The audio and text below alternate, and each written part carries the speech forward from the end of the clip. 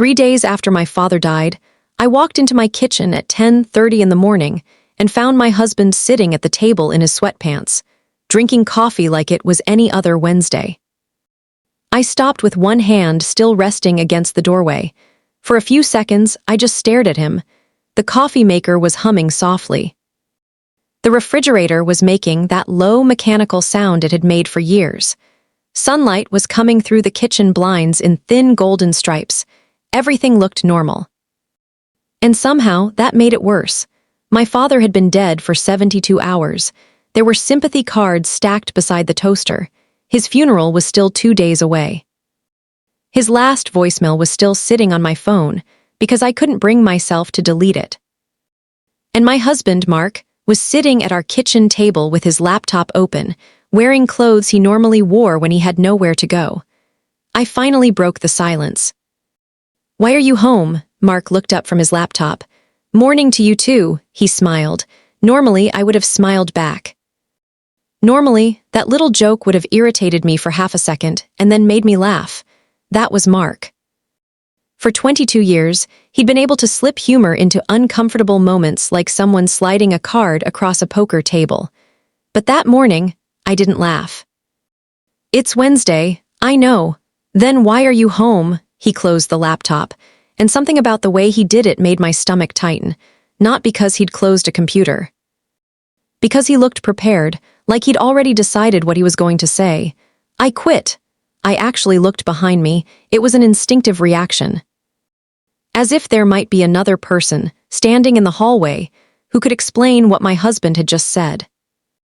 "You what?" I resigned. "When?" "Yesterday." He picked up his coffee and took a slow sip. I stared at him.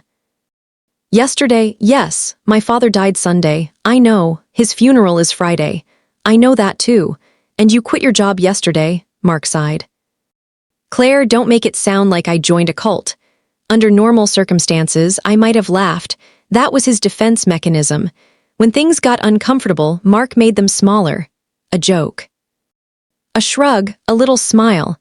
Anything that could make the other person feel unreasonable for taking the situation seriously. But I couldn't make this small. Not this time. "Why?" He leaned back in his chair. For a moment, he looked exhausted, and I understood that part. Mark had worked since he was 22, 33 years, regional sales, airports, hotels.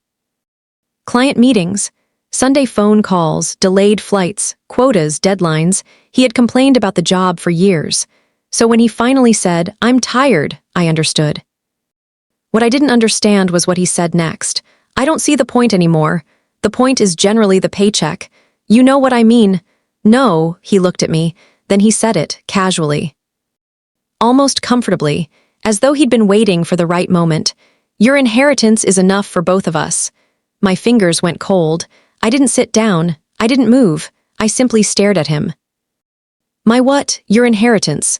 My father hasn't even been buried." "I know. Then how are we talking about my inheritance?" Mark looked irritated. "Come on, Claire." "No," I stepped farther into the kitchen. "Tell me," he exhaled. "Your dad sold Hale Mechanical for millions. I know. His house is paid off. I know. He had investments. I know. He barely spent anything." I stared at him. "How much do you think I'm getting?" He hesitated. That hesitation bothered me more than anything he'd said, because it told me something. He'd already thought about it. "I don't know exactly." "Then how do you know it's enough for you to quit your job?" He didn't answer immediately. Then he said, "Even conservatively, it's got to be a few million." A few million. Those words landed strangely, because my father had been dead for 3 days. I hadn't even started thinking about money.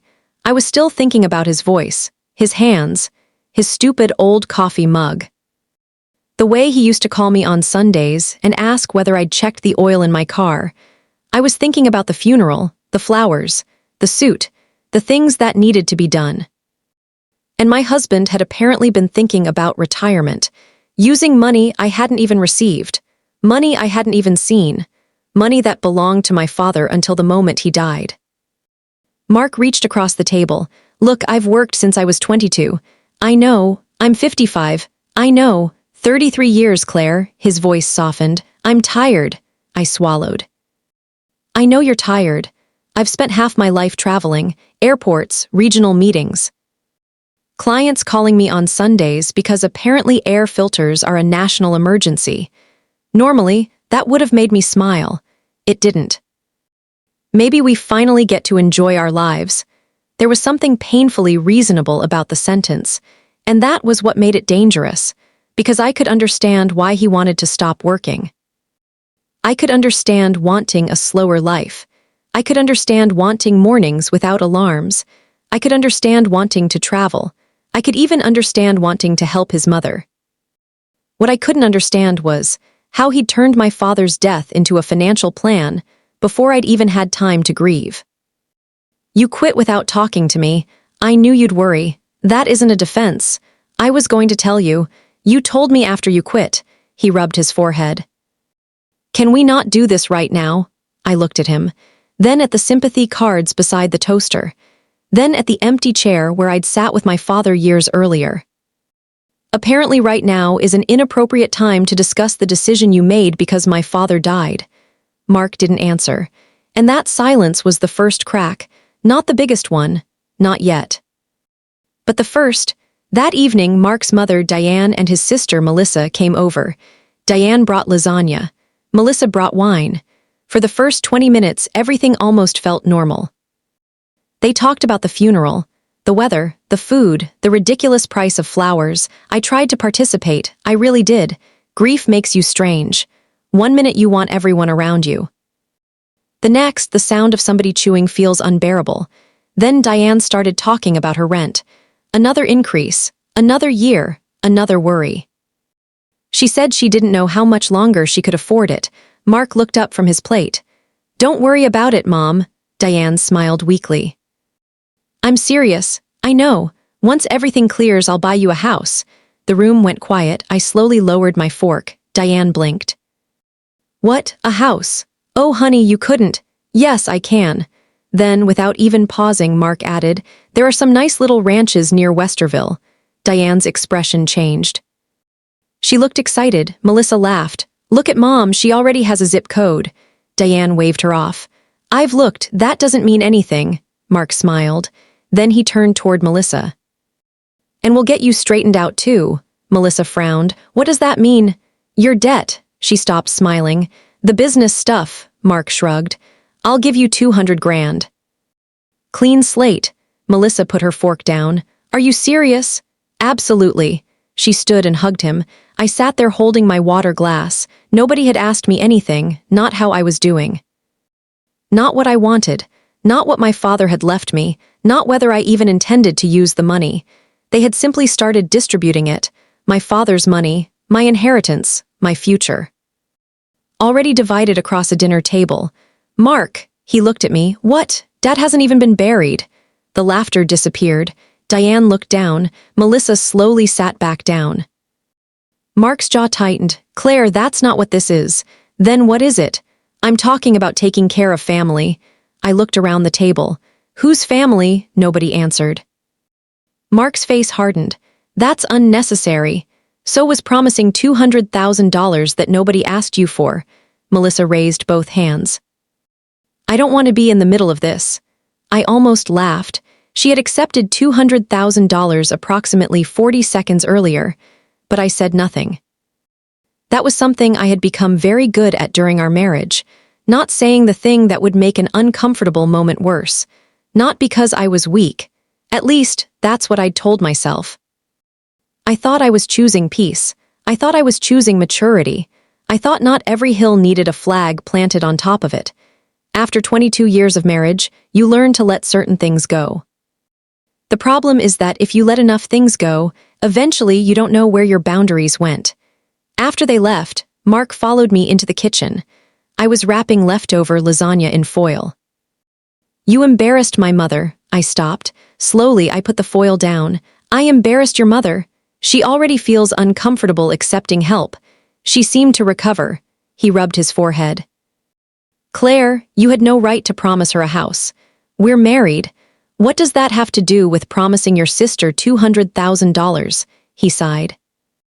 If your dad left you what I think he did, we're talking about more money than we'll ever need. That still doesn't answer me. There isn't going to be your money and my money. I looked at him. He said it like it was obvious, like the conversation was already over. We're set.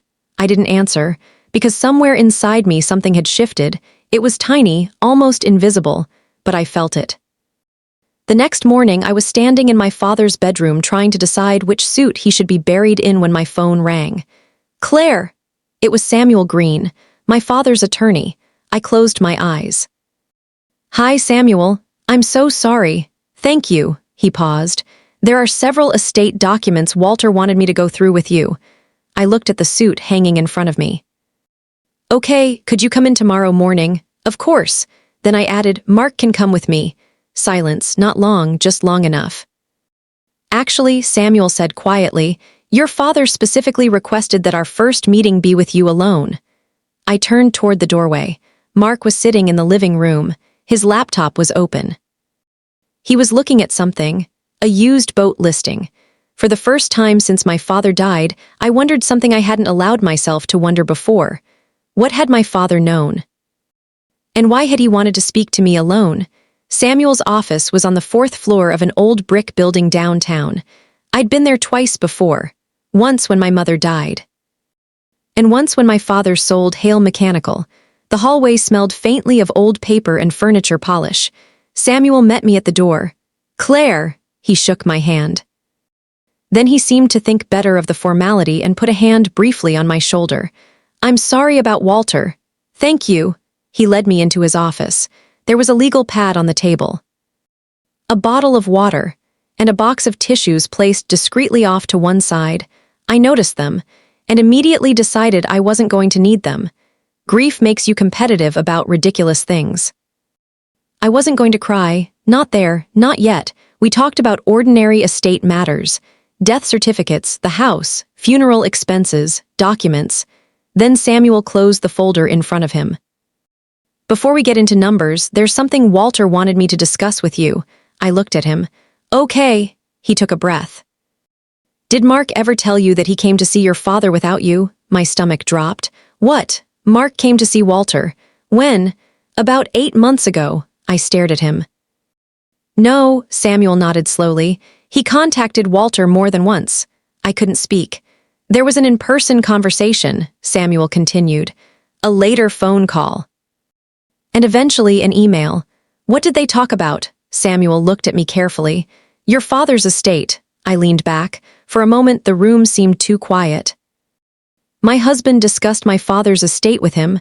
Walter asked me to be careful about how I characterize those conversations. What does that mean? Mark wasn't threatening him. Okay, he wasn't attempting anything illegal. Okay, he was planning. That word stayed in the room. Planning. Samuel opened another folder. Then he slid a single sheet of paper toward me. It was a copy of a letter. My father's handwriting was immediately recognizable. Blocky, heavy. Like every word had been written, with the assumption that somebody might someday have to prove he meant it. I touched the page. What's this? Walter authorized me to give it to you after his death. My heart started beating harder. I looked at the first few lines, then I reached a paragraph, and stopped. My father had written down a conversation with Mark, almost word for word. I read the line again, and again, then I looked up. Mark said this, Samuel nodded. I lowered my eyes back to the page. The sentence was simple. Once Claire inherits, I can finally stop working. My throat tightened. My father had answered him, Claire inherits, and Mark had laughed. Come on, Walter, we're married. I read those words again, we're married. As if marriage automatically meant ownership. As if my father's money had already become his. I looked at Samuel. That bothered him. Yes. Why didn't Dad tell me? Samuel took a breath. We'll get to that. I looked down at the folder, and for the first time I realized something terrifying. Mark hadn't suddenly started thinking about my inheritance 3 days after Dad died. He had been thinking about it long before that, and my father had noticed. Samuel opened the estate folder. Claire, your father did very well when he sold Hale Mechanical. I know. He invested conservatively afterward. I nodded. After charitable gifts, estate expenses, and the other provisions in his plan. The assets intended primarily for you are currently valued at approximately $3.8 million. I didn't react. Not immediately. 3.8 million, the number was huge, but strangely it didn't feel real. Samuel continued. That's not including the house. I looked at him. How is it structured? Most of it is held in a trust. A trust? Yes, for me. You're the beneficiary. What does that mean? It means you're financially secure. I almost smiled. My father had always been obsessed with financial security, but Samuel wasn't finished. The trust can provide income and distributions for housing, health expenses, retirement planning, and your general financial welfare. Okay, but there's an unusual provision. I looked up. For the first 5 years, extraordinary distributions of principal require approval from an independent corporate trustee. I frowned. Extraordinary? A large gift to another person would qualify. I stared at him. A major speculative investment might. He paused. Putting several $100,000 into a relative's business would certainly qualify. My heart started beating faster. Because of Mark, Samuel took his time answering. Your father was concerned about pressure. I sat back. I'm not 12 years old. No, he could have talked to me. Yes. Instead, he built a financial fence around me. Samuel nodded. Would you like to know how Walter explained it? I couldn't answer. I just nodded. Samuel opened the second page of the letter. I read it. Then I reached the final line. And that's when I finally reached for the tissues I'd promised myself I wouldn't need. My father had written, I don't want to leave Claire my opinion of her husband along with my money. I covered my mouth. Samuel said nothing, and for the first time since my father died, I cried, not because he had left me millions. Because he'd known me well enough to understand exactly what I would have done. I would have defended Mark. I would have explained him. I would have told Dad he didn't understand. I would have convinced myself everything was fine, and my father somehow had known. He hadn't tried to destroy my marriage. He hadn't tried to tell me whom to love. He had simply given me something I hadn't realized I needed. Time to decide for myself. When I got home, Mark was waiting in the kitchen. He looked up immediately. So, I put my purse down. So what? What did Green say? I stared at him. There is a trust. His expression changed. How much? I looked at him. He corrected himself. I mean. What are the terms? No, his face tightened. You meant how much? Claire, my father hasn't even been buried. That's not what I meant. What did you mean? He stood. How long until the trust pays out? It doesn't work like that. What does that mean? I explained the basics. Not everything. Not yet, just enough. Mark paced once across the kitchen. So we need approval to use our own money. My inheritance, our money. No, he turned. Seriously, he rubbed his forehead. I already quit. There it was. Not I made a mistake. Not I should have talked to you. Not I'm sorry, I already quit. As if his decision had created an invoice, and I was responsible for paying it.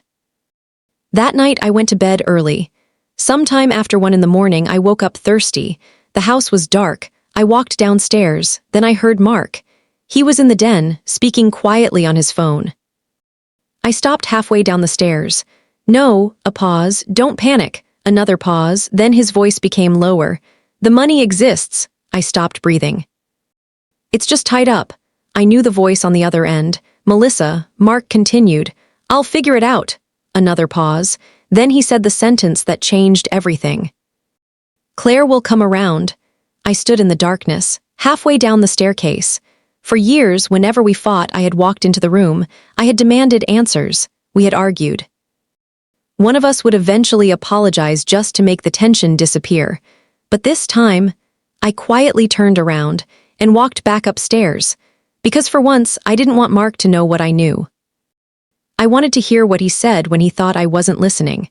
And somewhere in the dark hallway, with my father's last voicemail still sitting on my phone, I finally understood something. This wasn't about an inheritance anymore. It was about whether my husband had ever believed I was allowed to say no. The next morning, I woke up before Mark. I lay there staring at the ceiling. For several minutes I didn't move. The house was quiet, too quiet. I could hear the heating system cycling somewhere behind the walls. A car passed outside, then another, ordinary sounds. Normal sounds, but nothing felt normal anymore. The sentence kept replaying in my head. Claire will come around, not I hope Claire agrees, not I'll ask Claire, not we'll talk about it. Claire will come around. He had already decided what my answer would be, before I'd even been asked the question. I got out of bed, walked downstairs, and started the coffee. When Mark came into the kitchen, he looked tired. His hair was still damp. He wore the same kind of casual clothes he'd started wearing since quitting. For years, I'd watched him leave this kitchen before 7 every morning. Dress shirt, suit jacket, watch, briefcase, keys, coffee, and a travel mug. Now he walked into the kitchen with nowhere to be. And somehow I was supposed to be happy about that. He opened the refrigerator. Morning. He took out the milk. Neither of us mentioned the previous night. I poured coffee into my mug. Then I asked the question I'd been carrying downstairs with me. Besides the house for your mother and the money for Melissa, what else? The milk carton stopped halfway to his coffee. What else have you planned? He slowly put the milk down. Claire, it's 7 in the morning. I know. Are we really starting this again? I don't think we ever finished it. He stared at me, then he pulled out a chair. All right, he sat. What do you want to know? Everything. He leaned back, crossed his arms. For a moment he looked almost defensive. Then he started talking. A lake place. Nothing extravagant according to him. Maybe somewhere near Buckeye Lake, close enough for weekends, a place where we could spend summers. Maybe invest some of the inheritance conservatively, live comfortably, travel. Spend January and February somewhere warm, help his mother, help Melissa, maybe take a few long trips. He spoke for several minutes. And the strangest thing was that none of the individual ideas sounded terrible. I liked lakes. I hated Ohio winters. I wanted Diane to be secure. I didn't enjoy watching Melissa struggle. I had talked about traveling with Mark for years. There were pieces of his fantasy that could have belonged to me, but there was one enormous problem. He had built the entire future without asking me whether I wanted it. When he finished, I looked at him. Anything else? No. You sure? Yes. I took a sip of coffee. When did you quit? His eyebrows tightened. I told you. No, I put my mug down. When did you actually resign? He looked toward the window. That was enough. Mark, he didn't answer. The morning after your dad died, he finally said. My father died late Sunday night, so I did the math. Monday morning. Yes, you called your boss Monday morning and quit. I sent the resignation in Monday morning. I stared at him. You were already planning this while my father was alive. Mark's face changed. Claire, no, answer me. He rubbed his face. We'd already discussed it.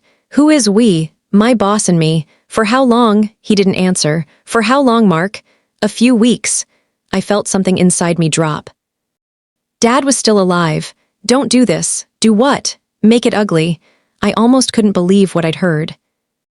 I'm not making anything ugly. You know exactly how this sounds, because it sounds bad. He stood up. Claire. I've worked for 33 years. I know, 33. I know. I've missed birthdays. I know. I've spent half my life in Hampton Inns eating scrambled eggs off paper plates. I know. Some distributor in Cleveland calls on Sunday, and suddenly it's an emergency.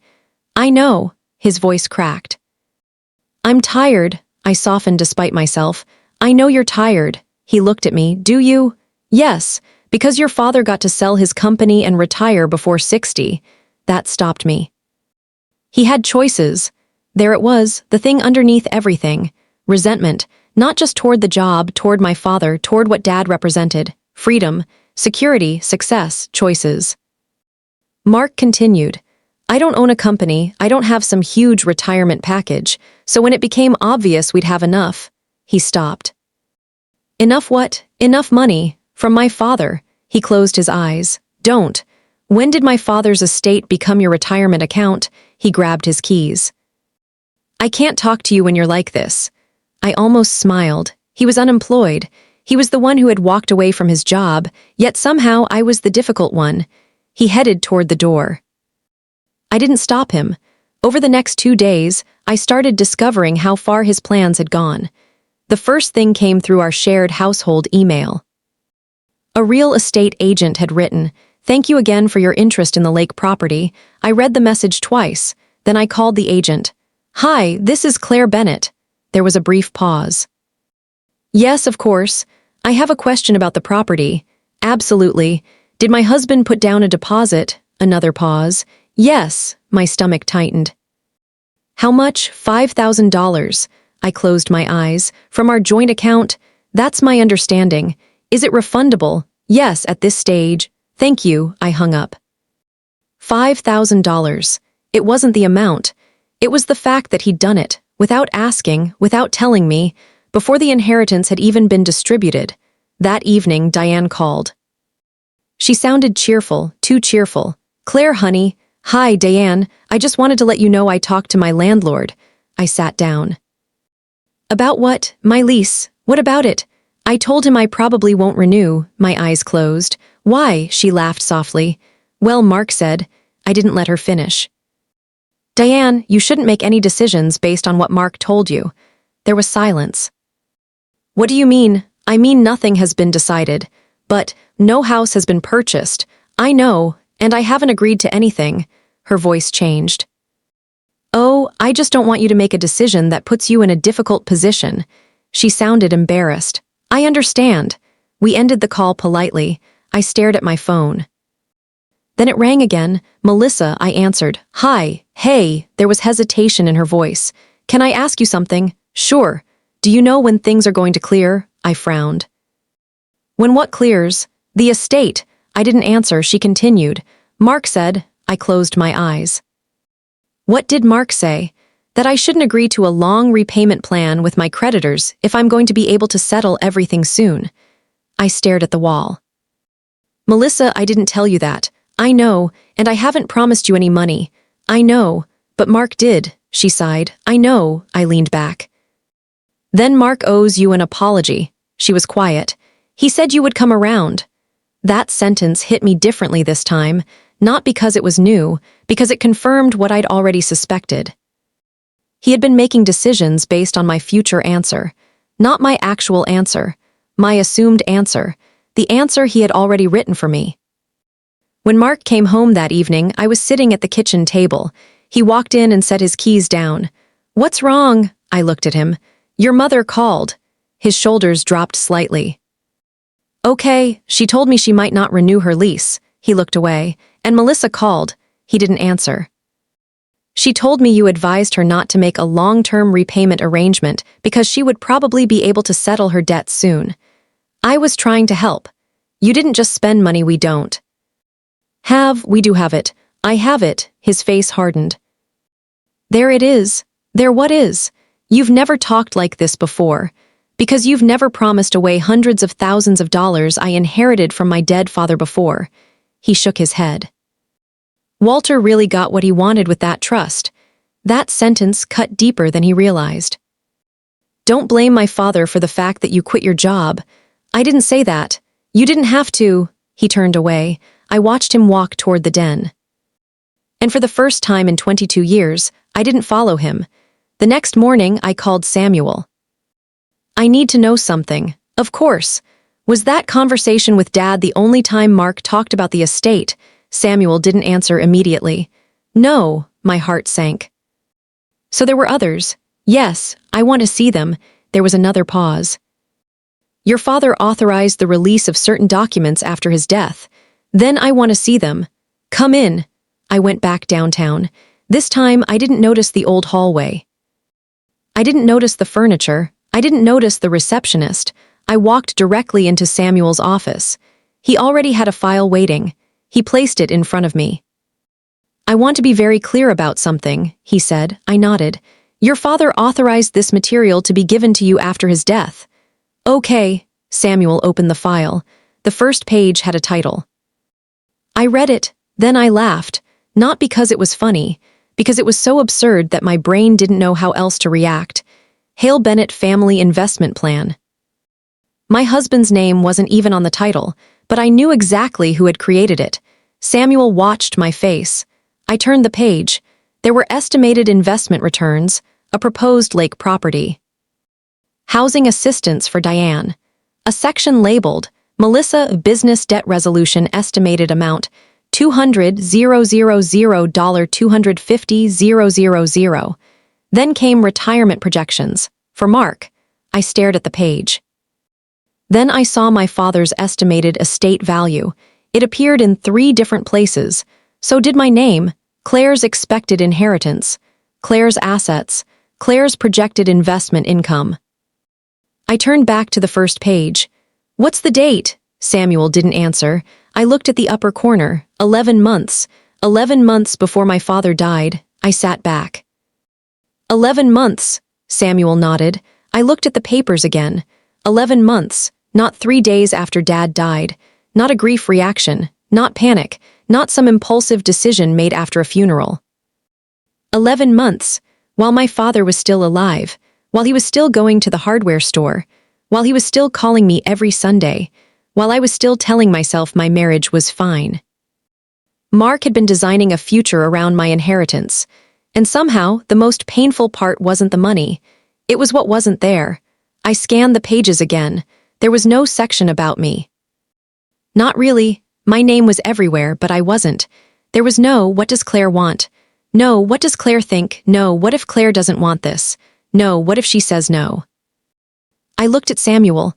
Where am I? He frowned. My name is everywhere. I know. But where am I? He understood. There was no answer. I looked down at the plan again. My money was everywhere. My choices were nowhere. And suddenly, I remembered something my father had written. I don't want to leave Claire my opinion of her husband along with my money. Dad hadn't been trying to control my marriage. He hadn't been trying to tell me Mark was a bad man.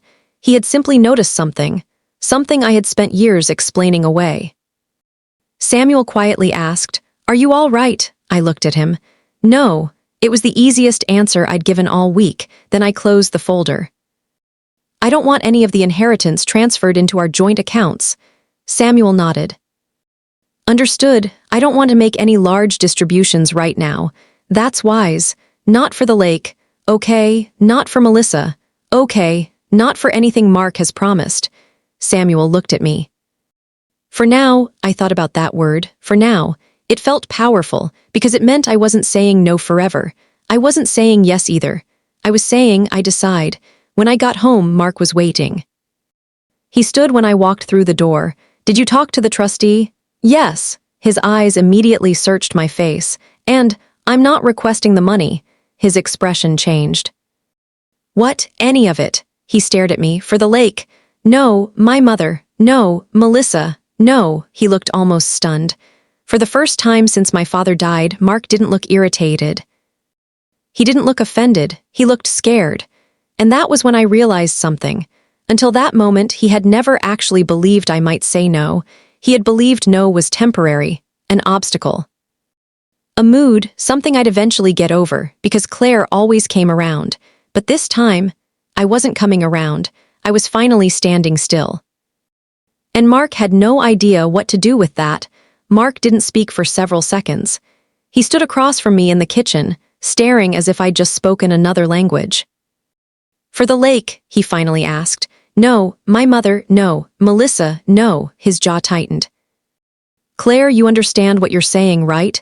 Yes. You aren't requesting anything. That's what I said. He pulled out a chair and sat down. For a moment, he looked like a man who had suddenly discovered that the ground beneath him wasn't where he thought it was. I already quit. I looked at him. I know, I don't have a job. I know. I thought we were going to be okay. We will be, he frowned. How? I didn't answer immediately, because that was the question, wasn't it? How? For 22 years, whenever something went wrong, we solved it together. We combined money. We adjusted plans. We compromised. We made decisions. But this time, Mark wanted me to solve a problem he had created before I'd even been told there was a problem. You can work, I finally said. His face changed. Work, yes, he gave a short, humorless laugh. That's your solution. It's one solution. I worked for 33 years. I know. I'm 55. I know. I'm tired. I know. His voice became sharper. And you're sitting there with millions of dollars in a trust telling me to go find another job. No, I shook my head. I'm sitting here telling you that you don't get to decide what happens to my father's money because you quit your job. The silence that followed felt heavier than the earlier arguments. Mark looked away, then he said something quietly. I thought we were a team. The words hurt, because there had been a time when they would have destroyed me. A time when I would have immediately apologized. A time when I would have thought maybe he's right, but something was different now. Maybe it was Dad, maybe it was the trust. Maybe it was those 6 pages sitting in Samuel's office. Or maybe it was simply the fact that I'd finally seen something I'd spent 22 years refusing to see. Being a team didn't mean one person got to make decisions and the other person had to accept them. Teams discuss major decisions, I said. Mark looked at me. They don't announce them afterward. He stood. Fine. He picked up his keys. Where are you going? Out. Where? I don't know. He opened the door, then stopped. For half a second, I thought he might say something meaningful. An apology, an explanation, anything. Instead, he said, I hope you know what you're doing. The door closed. I stood alone in the kitchen, and for the first time in 22 years, I wasn't sure whether I was supposed to follow him. I didn't. That evening, I sat on the edge of my bed with my father's old voicemail playing quietly from my phone. I had listened to it dozens of times since he died. The message wasn't dramatic. That was the thing, my father hadn't known it would be his last. His voice was ordinary. Hey, sweetheart, it's Dad, just calling to see how you're doing. Give me a call when you get a chance. That was it. Nothing profound, no final speech, no goodbye, just my father's voice, alive, normal, still expecting me to call him back. I listened again. Then I looked at the phone. 3 days after his death, my husband had already planned what to do with everything Dad left me. And yet I was still unable to delete a 30-second voicemail because deleting it felt like admitting something I wasn't ready to admit. That Dad was really gone. I put the phone down. Then I heard Mark come home. He didn't say anything. I heard his footsteps. The kitchen cabinet, the refrigerator, the bathroom door, are normal household sounds, except nothing was normal. A few minutes later, he knocked on the bedroom door. Claire, yes, can I come in? I hesitated. Okay. He stepped inside. He didn't sit. I talked to my old boss. I looked at him. And they're not sure. About what? Whether there's a position. I waited. My old position has already been offered to Greg. Greg, I knew Greg. Mark had complained about Greg for 6 years. He may take it, Mark said. I didn't respond. Mark looked at the floor. I shouldn't have quit. It was the first time he'd said it. Not the trust won't approve it, not your father made things complicated, not you changed your mind. I shouldn't have quit, I nodded slowly. No, he sat down. I thought. He stopped. What? I thought this was going to be different. I looked at him. Different how? I thought we'd finally be free. He closed his eyes. I know, Mark, you didn't ask me. I know. You didn't even wait until after the funeral. I know. And you'd been planning it for almost a year. He looked at me. I know. The repetition surprised me. He wasn't arguing. That scared me more than his anger had, because I didn't know what came after anger. I don't know how to fix this, he said. I looked at him. Neither do I, he nodded. Then he left. For the first time, I thought maybe he was beginning to understand. But understanding something and accepting responsibility for it were 2 different things. I wasn't ready to find out which one he was capable of. The next morning, Mark called his former boss again. I wasn't trying to listen. Our house simply wasn't large enough for a 55-year-old man's career crisis to happen quietly. He was standing in the kitchen with the phone against his ear. I'm not asking you to pretend I never resigned. Pause. I'm asking whether there's any way to reverse it. Another pause. I understand. He looked down at the floor. Yeah. Another silence. Of course. Then he hung up. He remained standing there. I poured coffee. What did he say? Mark didn't look at me. My position is gone. I'm sorry. They've already offered it to Greg. I know. He may accept it. I nodded. Mark sat at the table. They might have something else later. Okay, Probably less money. Okay, he looked up. You don't have to sound so devastated. I frowned. What do you want me to say?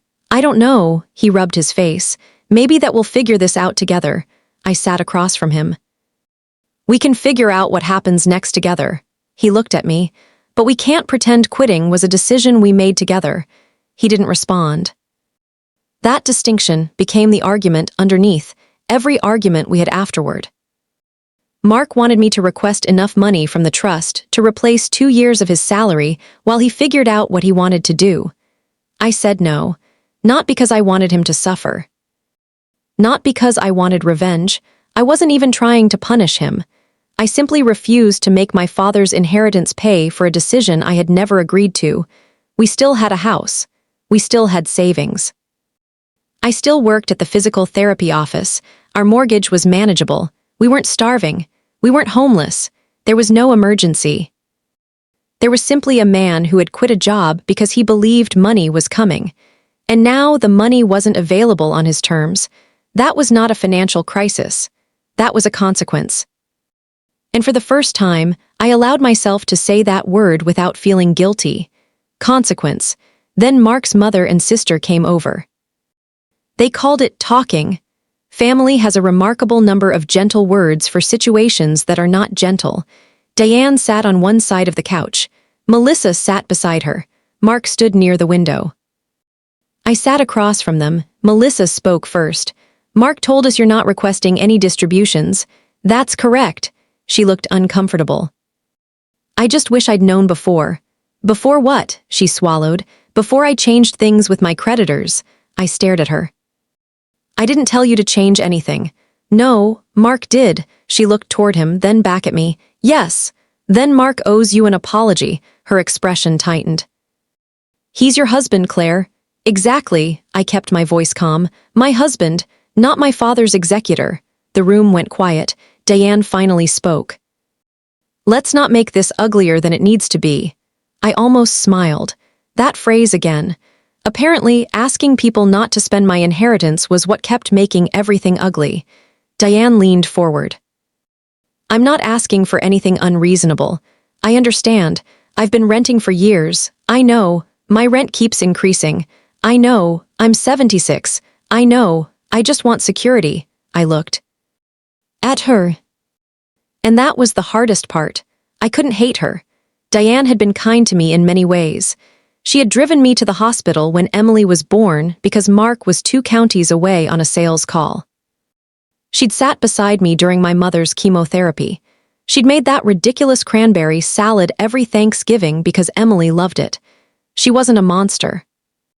She was a mother who had been promised something, by her son, with money that wasn't his. That distinction mattered. I don't want you to be scared about housing, I said. Her eyes softened. Then, I haven't decided anything. Her face fell slightly. Why is there so much to decide? I looked at her. Because the money was mine, because Dad was dead. Because my husband had spent almost a year planning a life around something he assumed I would hand over. Because I had spent 22 years confusing compromise with surrender. But I didn't say any of that. I simply said, because it's my decision. Diane looked down. Melissa shifted on the couch. Mark stared at the floor, and for once nobody had an answer. After they left, I sat alone in the living room. I thought about Diane's housing situation. A small condo, something safe, something manageable, something she could afford. That wasn't the same thing as buying the house Mark had promised, and perhaps I could still help her. Not because Mark told me to, not because she expected it, because I wanted to. 2 days later, I went back to Samuel's office. I have a question. He looked up. Go ahead. What if I wanted to buy Diane a place? Samuel took off his glasses. Do you? I might. That's different from whether you can. I know, we talked about numbers. Something around $225,000 to $250,000 could buy a modest condo in an area Diane liked.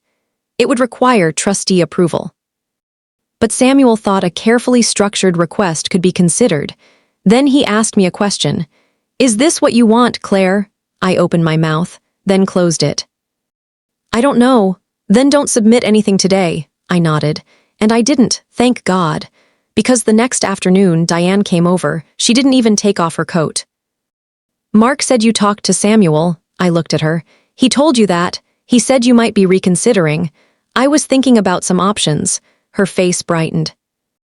A condo would actually be better. I froze. I never said anything about a condo. She looked confused. Mark did. Of course he did. Even after everything, he was still telling people what I was going to do. I felt tired. Not angry, just tired. Diane, I haven't decided anything. She looked at me. Claire, I don't understand what there is to decide. A lot. But your father left you almost $4 million. There it was, that number. Apparently Mark had shared that too. I kept my voice even. That's between me and Dad's estate. I'm not trying to pry, she was, but I let her continue. I just think you're making decisions while you're grieving. Maybe Walter made sure you'd never have to worry about money again. I didn't answer. She looked around the room. What are you saving it for? I stared at her. Diane must have seen something change in my face because she immediately softened. I didn't mean it that way, but there wasn't another way to mean it. She wasn't asking whether I wanted to help. She was asking why I wasn't spending, why I was keeping, why I wasn't releasing. And suddenly, I understood the difference. Until that moment, part of me had believed I could give Diane the condo voluntarily and separate my generosity from Mark's arrogance. But sitting there, I realized I couldn't do it yet, not while everyone was waiting for me to stop refusing. I think you should keep your current lease, I said. Her face fell. Claire, I haven't submitted anything to the trustee. She stared at me, then she picked up her purse. I understand. She didn't, but she left. I watched her walk to the front door. She paused, then she said quietly, I never thought money would change this family. I looked at her. Neither did I. She left. I closed the door and stood there for several seconds. Then I heard my phone ringing. It was Emily, my daughter. I already knew this conversation was coming. Mom, hi, what's going on? I sat down. What did your dad tell you? She hesitated. That he made a stupid decision. I almost smiled. That narrows it down. She didn't laugh. He said he retired too early because Grandpa left enough that you guys would be okay. That's one version. He also said you're talking about separate accounts and lawyers. I already have a lawyer, Mom, her voice softened. Are you really going to end 22 years over money?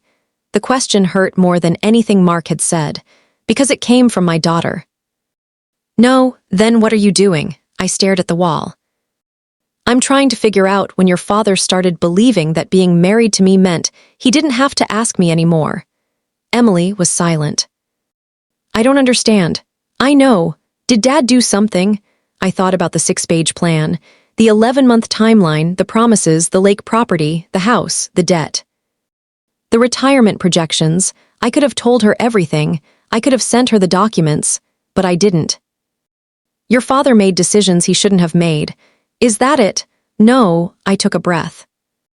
I'm not asking you to choose between us. I know, and I'm not choosing between you and him. Okay, I'm just trying to make a decision about my own life. There was silence. Then Emily said, okay. It wasn't agreement, but it wasn't pressure either, and I needed that. We ended the call without solving anything. That night, Mark came into the bedroom. We can't keep living like this. I looked at him. No, if we're married, we build a future together. I agree. Then you can't wall off almost $4 million and act like it has nothing to do with me. I stared at him. You quit your job without asking me. He opened his mouth. I kept going. You promised your mother a house without asking me. Claire, you promised your sister $200,000 without asking me. He looked away. You planned your retirement before Dad died without asking me. He was silent. And now I'm supposed to prove I'm committed to this marriage? He sat down. I made mistakes. Yes, I didn't mean for it to become this, but it did. I thought you would understand. I did understand. He looked up. Then why isn't that enough? Because understanding why you did something doesn't mean I have to accept what you did. He stared at me. And I realized that was the sentence I had needed to say for years. Not just to him, to myself. I stood. I'm sleeping in the guest room. His face changed. For how long? I stopped at the doorway. I don't know, and for once, I didn't rush to give him an answer simply because he wanted one. That night, I carried my pillow into the guest room. Mark watched me. Neither of us spoke. I closed the door, and when I finally lay down, I realized something strange. I wasn't crying. I wasn't shaking. I wasn't even angry. I was simply awake. For the first time in 22 years. I was awake.